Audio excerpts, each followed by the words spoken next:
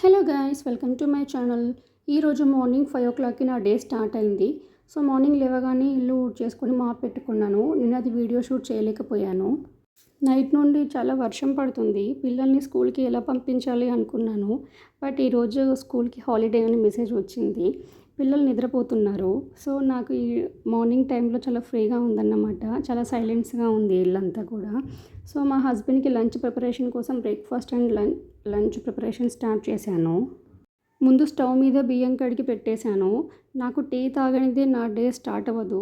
నాకు మాప్ పెట్టిన తర్వాత టీ తాగకుండా అసలు నేను ఏ పని కూడా చేయలేను. సో టీ పెట్టుకొని ముందు టీ తాగేస్తాను. అన్నం అయ్యే లోపల నేను టీ తాగడం కూడా కంప్లీట్ అవుతుంది. తర్వాత బ్రేక్ఫాస్ట్ అండ్ లంచ్కి కావాల్సినవన్నీ రెడీ చేసుకుంటాను.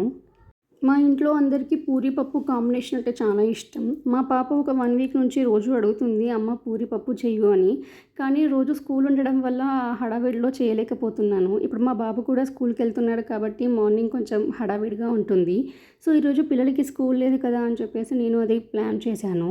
మా హస్బెండ్ కోసం ఆలూ ఫ్రై చేశాను లంచ్ బాక్స్లోకి. నేను టీ తాగిన తర్వాత పప్పు కుక్కర్లో పెట్టేసి పిండి కలిపి పెట్టుకున్నాను పూరి కోసం. మా హస్బెండ్ కూడా లేచి బ్రష్ చేసుకున్నారు. సో ఆయనకి గ్రీన్ టీ ఇచ్చేసాను.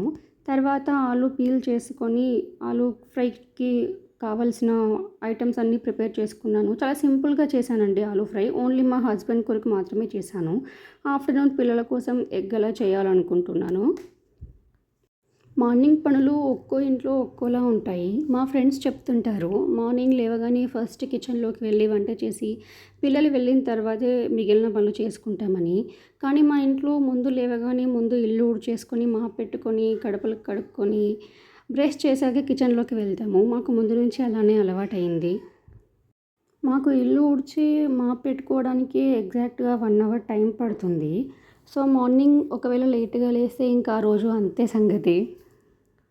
డైలీ మార్నింగ్ ఇంత ప్రశాంతంగా ఉండదు. ఎందుకంటే పిల్లలు కూడా స్కూల్కి వెళ్తారు కదా. సో ఈరోజు పిల్లలు స్కూల్కి వెళ్ళరు కాబట్టి నేను షూట్ చేసుకున్నాను. ఆలూ ఫ్రై కూడా ఆల్మోస్ట్ అయిపోవడానికి వచ్చింది. సో పప్పు కోసం నేను వెల్లుల్లి పొట్టు తీసుకొని పెట్టుకున్నాను.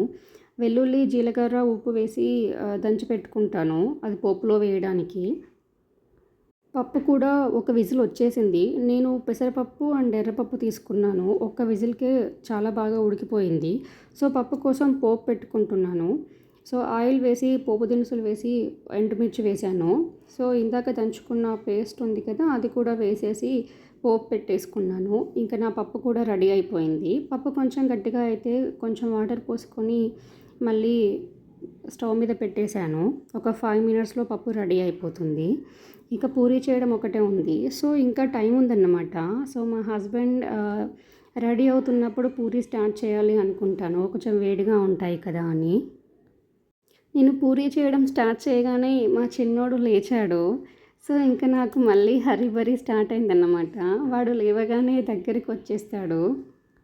మా చిన్నోడి కోసం మా హస్బెండ్ ఒక పెన్సిల్ బాక్స్ ఆర్డర్ పెట్టారు. సో అది తీసుకెళ్ళి వాడికి ఇచ్చాను. వాడు చాలా హ్యాపీగా ఫీల్ అయ్యి దాంతో ఆడుకుంటూ కూర్చున్నాడు. సో ఇంకా నేను పూరీలు అయితే చేసేసుకున్నాను.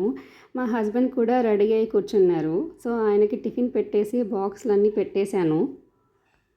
టైం చూస్తే 8 అయింది. అమ్మో, ఇంత ఫాస్ట్గా అయిపోయిందా అనిపించింది. మార్నింగ్ వంట చేస్తున్నప్పుడు అసలు టైమే ఏర్పడదు కదా. Thank you for watching.